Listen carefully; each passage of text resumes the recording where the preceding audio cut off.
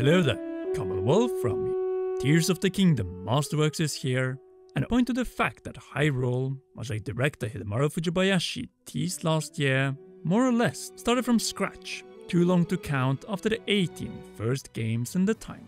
And series producer Eiji Aonuma have previously confirmed that these games are after the previous Zelda games, and the same goes for the official Japanese website. At least a little answers have been provided, so be sure to leave a like, subscribe and press notification. We're going for at least 124 likes. Masterworks confirms a lot of unknown details about Tears of the Kingdom, and thanks to Mecha Japan, I got it in my hands fast with worldwide shipping. You can too at a great price, since Mecha have Zelda, Pokemon, Splatoon and much more Nintendo Store Japan exclusive merch. Just click my special link and write in code Hylian5 to get $5 off for orders over $80.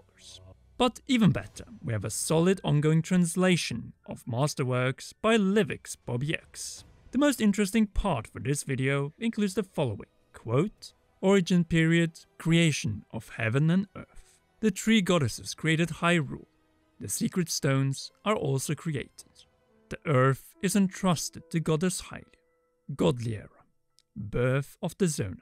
The goddess entrusted the role of protecting the secret stones to the Zonai tribe.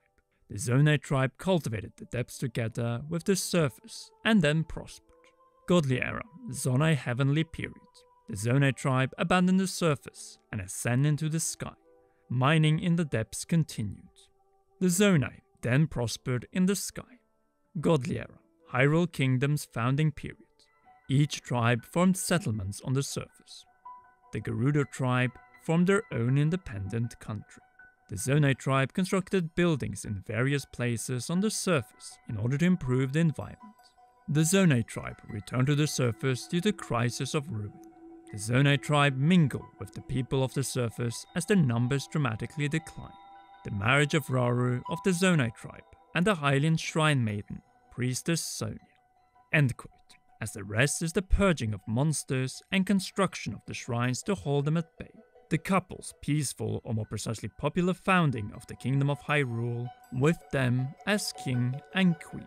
Gerudo King Ganondorf's Molduga challenge. The Gerudo King's rise as the Demon King, and sealing of him by Rauru in the distant past. It is clear that a lot of this is deliberately vague, and if anything, only the first part, Genesis or Origin period, might reference the existing creation story of Zelda. That is to say, before the Miser's invasion of Hylia's domain, the origin story of Skyward Sword.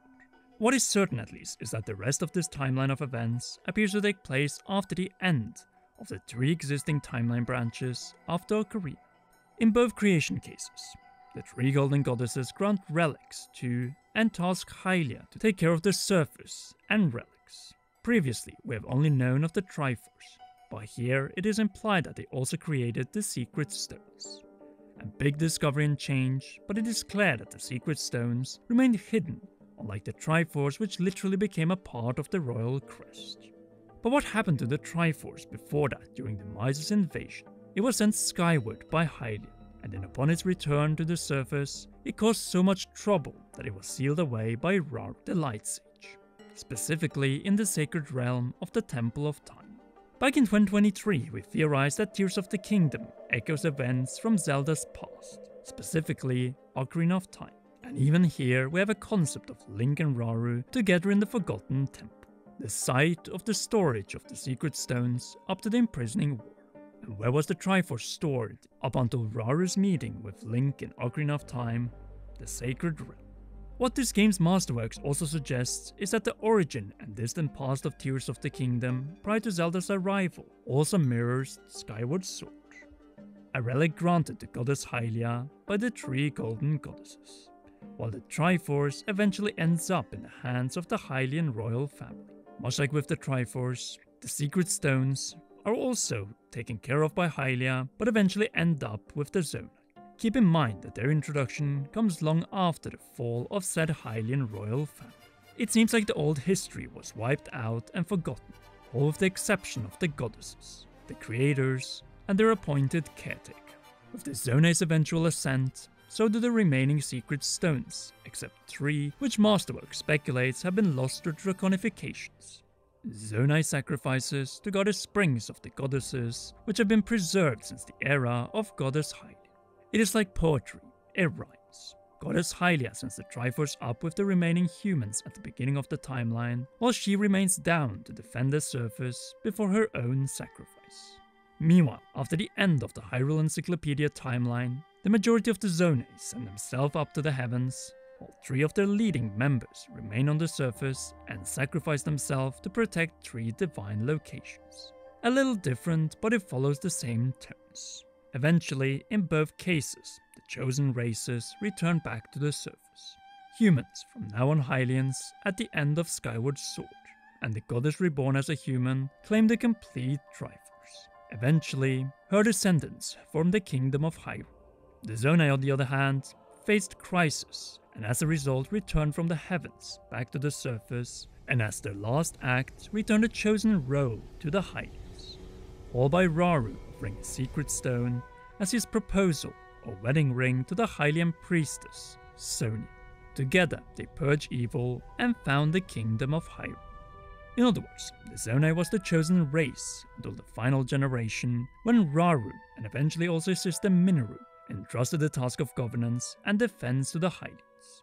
The first one by sharing power with Sonia, and the second one to Princess Zelda, who previously, with Rauru's stone, had recalled herself to the distant past and was essential in the sealing of Demon King Ganondorf, bringing things in this part of the timeline back to the order established at the end of Skyward Sword. A kingdom of Hyrule ruled by a Hylian royal family in a castle that is Hylian, not Zonai in design. The late Zonai period and short rule of the last male as the king of Hyrule can be thus seen as a simple transition. Also that the Zelda team could have a different founding race for this new part of the timeline, instead of Hylians yet again. But have these new Tears Masterworks additions changed the continuous Zelda timeline, or more so, the connection among the 2 open-air titles to prior titles? Apart from potentially adding the secret stones and Hylia's responsibility over these, not really.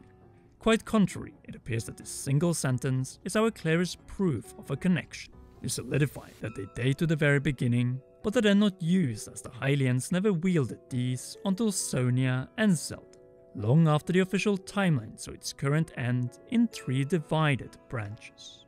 But all these games still matter, as there are over a decade of placement updates from Nintendo to back up that claim. Starting from its full reveal by Nintendo for the 25th anniversary in 2011 with Hyrule Historia. Then Link's Awakening was added to the Downfall timeline in 2013, and the same went for Triforce Heroes in 2015. The only time we can talk about an alteration is in 2017, and it isn't Breath of the Wild. It was eventually placed neatly after all the existing timeline branches. Instead, the controversy surrounded Link's Awakening being before the Oracle games, a change that was confirmed with the current canon for old Zelda with Hyrule Encyclopedia. It is just that the Zelda team, while respecting the continuity, also don't want to be restricted by its limitations in their 3 latest titles and also future Zelda games. Hence why the big time jump and founding of the Kingdom of Hyrule at a point when the original one has simply been forgotten. And this is a logical move by the Zelda team, without abandoning or ending the existing canon. It is there, and it is connected, but very loosely, as what would you expect from a game that might be up to 100,000, if not more years into the future. Just look at our own world and the same time span. That's numerous ice ages that would crush my Norway over and over again. But back to the matter at hand. What Tears of the Kingdom Masterwork does, apart from adding a new relic of the 3 golden goddesses, is continuing the logic, where at this point a new convention of massive time jumps, aka more than 10,000 years in this new part of the time. A convention that wasn't first introduced in Hyrule, or actually even by Nintendo, but rather in Hidemaru Fujibayashi's and Capcom's Oracle of Ages. There we jump 400 years, back and forth with the Harp of Ages. In fact, after the Imprisoning War and both Zelda's, Minoru's spirit, and some of Hyrule's ascent to form the Sky Islands, we have the ultimate confirmation, since prior to the ancient battle, 10,000 years prior to the Great Calamity, there were multiple attacks of Calamity Ganon, and the first one is finally detailed in Tyr's masterworks. Quote, "More than 10,000 years ago, Hyrule Kingdom prospers by the means of the Hylians. Calamity Ganon emerges. Ganon is sealed through the strength of the royal family and the hero. Many times over, Ganon is revived and sealed." End quote. All of this takes place long before the around 10,000 years ago tapestry battle with Sheikah ancient technology. In other words, the hero referenced up here is the first hero after the founding of the Kingdom of Hyrule, by all indications the ancient hero's aspect. Hence why it might have a tail, unlike the hero depicted in the tapestry. Who knows, perhaps this hero's quest will be a future Zelda title. Either way, with Tears of the Kingdom's release in 2023, the Zelda team once and for all embraced the big time jumps in a single game introduced in Breath of the Wild. Though even more so, as this game takes place both before and after Breath of the Wild. In the case of actual gameplay, after, though the memories in the distant past and the imprisoning war might be 100,000 years before the Great Calamity and Link's awakening in the Shrine of Resurrection 100 years after that again. At the same time, there's a lot of confusion going on regarding the Zelda timeline, and that is because of the history banner from Nintendo Live Sydney 2024. It goes without saying, this one is flawed due to how it was printed. And it is wrong, as it lacked space to stretch the line of the jump from the old timeline to the new one, specifically when it came to the Downfall timeline, as that one has far more games than the child and adult timelines. Instead, we should follow the correct timeline, the one found at the official Japanese Zelda website, both in Japanese and English. Here, there's a highlighted connection from all 3 timeline branches to the open-air games. It is just that it doesn't show how, and that is deliberate from the Zelda team, as it creates opportunities for the future of the franchise. In other words, the existing timeline hasn't changed. Last time that occurred was slightly in 2017 with Hyrule Encyclopedia. Instead, it has been expanded, a vision from the Zelda team to offer what is familiar, but in a new and different version of Hyrule, granting the development team in Kyoto the ability to restart history and grant new origin points for the Kingdom of Hyrule again and again. The Zona, and this game's masterworks doubles down on their importance, their secret stones being granted successively from the goddesses. Just like the Hylians, they were chosen by Goddess Hylia to hold relics left behind by the 3 golden goddesses. In other words, what we've been introduced to is an expansion. Nothing else has changed. With that said, Masterworks brings new lore to the table. Either way, that was our introduction to Masterworks' topical, mystery and theoretical videos. And I absolutely want to read your thoughts about the timeline and Masterworks in the comment section down below. If you haven't already, then be sure to leave a like, subscribe and press the notification bell, also you can be part of the notification squad of this rap. Last but not least, a big thanks to you for watching and to all our patreon.com/CommonRealm patrons. Special shoutouts go to row producers Zach Johnson and JC Funk, and heroes Holly Wolf, Cheryl and Garrett Hoy. You rock, and please enjoy one or both of these 2 awesome videos.